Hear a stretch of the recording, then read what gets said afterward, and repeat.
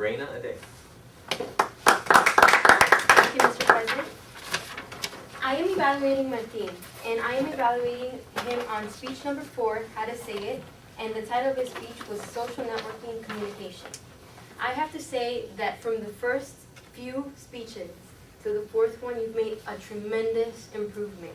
The amount of ahs reduced significantly from the first speeches that you had.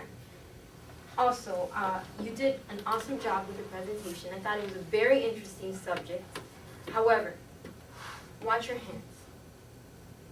You were constantly fidgeting your hands from left to right, and it's probably because you're nervous, but just relax your arms.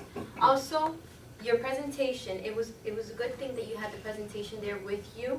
However, I believe that you have to make sure that you put, like for example, in your first PowerPoint presentation, which was about the history of social media, you had a timeline.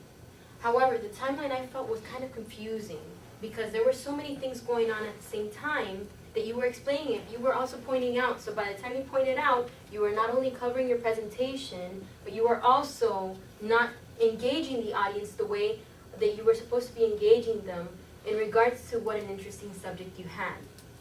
So you were covering the presentation. So I would suggest that maybe in the future we could have like some kind of stick in order to point out the presentation without actually getting in front of the presentation.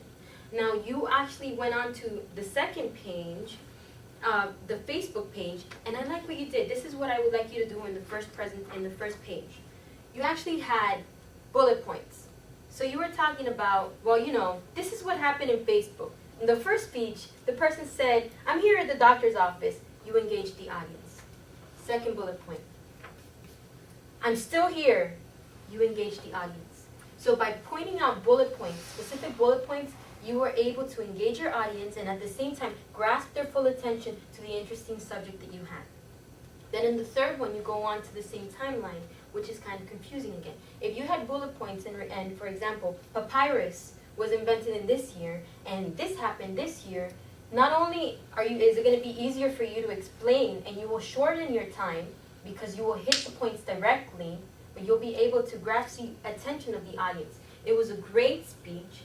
I thought that you did a great job. You are improving tremendously in regards to delivering your speech, but I think that it would be very effective if you just try to do the bullet points, because that way you're going to shorten your time. You went over about 1 minute and you went a little over 8 minutes, so you were a little like a minute and something seconds over. So in order to shorten your time and hit your audience and engage them the way you're supposed to engage them, try the bullet points.